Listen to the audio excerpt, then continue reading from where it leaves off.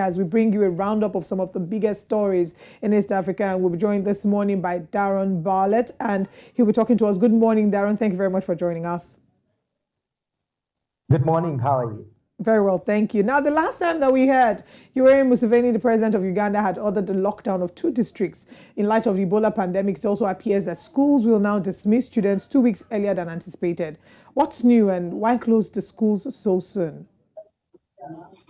Well, just maybe to take you back to when we first had a lockdown due to COVID-19. I know we're speaking Ebola, but the first time we had our first wave of the lockdown, everything was okay. We had very few cases of people who died. And then when the country opened up partially, we went into the second wave, and we saw students who maybe children who left their homes and went back to school.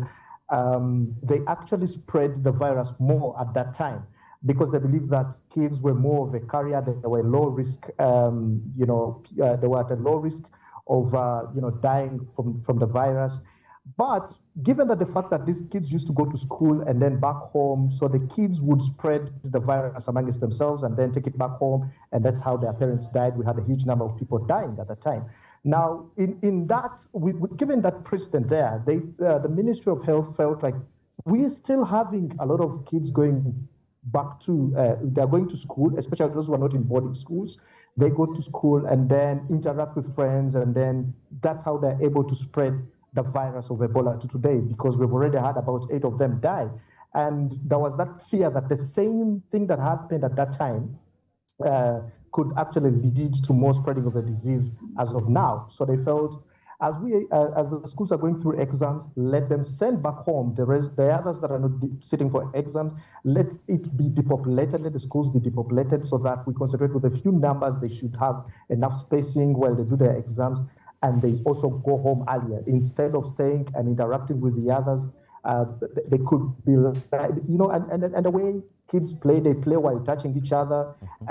If you study on how Ebola is spread with body fluids and things, it's most likely that they're going to carry this virus and take it back home to parents who have many underlying conditions and other diseases. And just like that, we may lose a big number. I know some scientists have come up with some figures that Uganda is likely to lose about 500 people. We have not yet reached there. We are just at 53 people confirmed dead. So we believe that, also as a government, believes that by sending children home, we reduce the risk of actually spreading the Ebola virus. Yes. I mean, 53 people is a huge number, Daron. We're just hoping that these numbers do not increase. But let's talk about what the news is saying. Now, there have been reports that Uganda, and I'm glad that you made reference to the COVID-19, which is what I'm about to do. There have been reports that Uganda is basically making some of the mistakes that Wuhan made at the start of the COVID-19 pandemic, which would be a mistake of secrecy and not sharing the exact extent of the damage that this is. Now, we recall that at the first point of call, Yoweri Museveni did say that there will be no lockdown and that Uganda had this under control. But now we're seeing a different story. It's extended to several districts, including Kampala. And what we're seeing now is there have been reports. I mean, you talked about the projections of about 500 deaths. We're not there. We hope not to get there. But does Uganda really have the situation under control? Especially seeing as the index case he had gone to several hospitals before death 3 weeks later. So talk to us. Do you really believe Uganda has the situation under control? Yes, I would say Uganda has the situation under control. They're already building facilities, emergency facilities that can handle this kind of cases. We can go back as far as 1997, 1998, 2000, when Uganda first had Ebola cases. We saw doctors die and quite a number of people in the northern part of Uganda. But Uganda managed to maintain or to contain the spread of Ebola from those districts to spreading down to the central district and eastern part and plus the West Nile. And Uganda always goes back to its books on how did we manage to contain the virus at that time. Because it's not the first time Uganda is recording this. This could be actually the third time recording Ebola virus in the country. So it's, Ebola and COVID are very different. I know that there's a sponsored by the World Health Organization and other medics about Uganda keeping this as a secret. It's not actually a secret. Uganda has always been putting out this kind of information, the number of people affected, the number of people buried, who have passed on from the Ebola virus, even COVID itself. So I disagree with the thoughts that it's secrecy.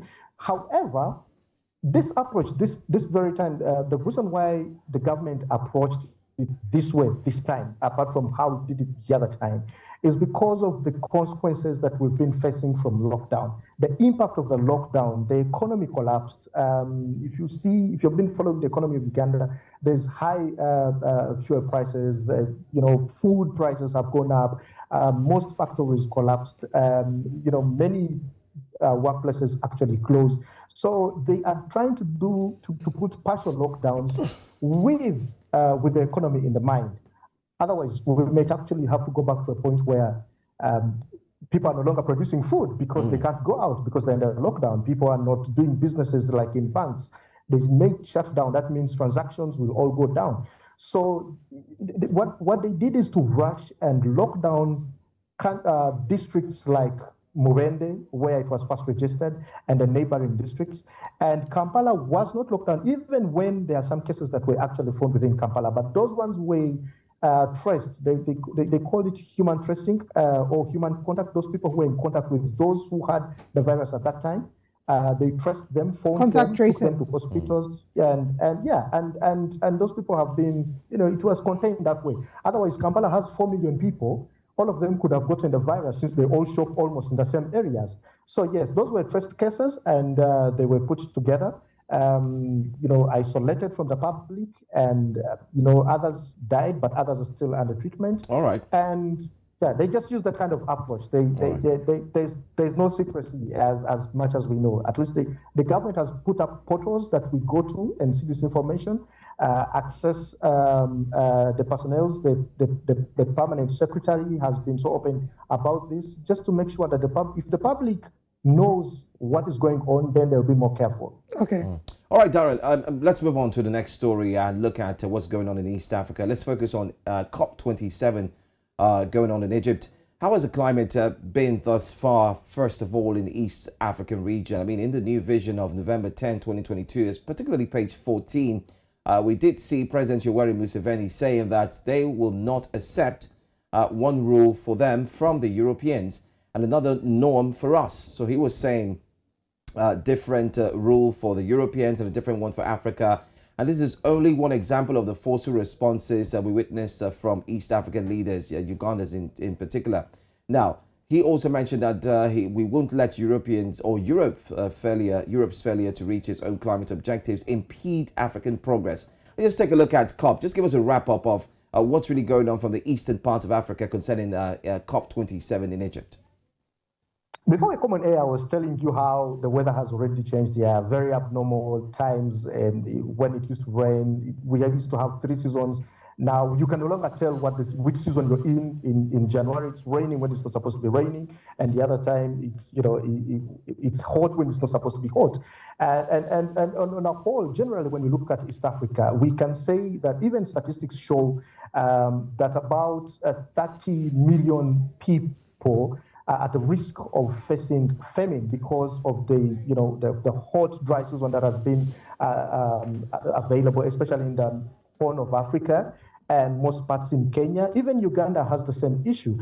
We've seen people die in places of Turkana, come to Somalia. About 3 million people are malnourished already. Those are kids, counting kids who are malnourished. And these are just statistics that you can come across, but they just give you a picture, but they don't give you the exact number that is down, because if someone tells you that 3 million children are malnourished now because of famine caused by climate change, then the number could be bigger if you go on ground and assess. So what the leaders in East Africa are saying is that, look, we are facing this because the European countries are not honoring the agreements that they made in 2015 in COP26. To be specific, Dr. Suluhu, the president of Tanzania, said that we could have already moved to 80% in terms of using clean energy. However, the European countries are not honoring the nations that they promised that they would be giving Africa to move away from using fossil fuels to clean energy. The same thing that Ruto, the president of Tanzania, said. He said, look, I know we come every time here to talk about these things of climate change, what we should be doing, what we should not be doing. But if you look at Africa as a whole, it has only contributed 3% of the carbon dioxide emissions. And we are suffering the biggest in Africa because of what the Asians have done, the Europeans have done through manufacturing and all, whatever they're using the fossil fuels for. And at the end of the day, you're seeing places like in Kenya where mudslides are. In Uganda, just recently, about 4 months ago, we had a mudslide that killed about 56 people in the western. Those were the people who were accounted for. And then we had floods that were happening in the eastern part of Uganda. Kenya is facing the same things. People are losing livestock. People are losing kids because they don't have anything to eat. So if you want the East African region, specifically, or African region at whole, to move away from what they were using what they were using as fossil fuels, and you want them to substitute, then you have to give us help. You have to come and build the roads that you want to build with using the right materials that will not cause climate change issues.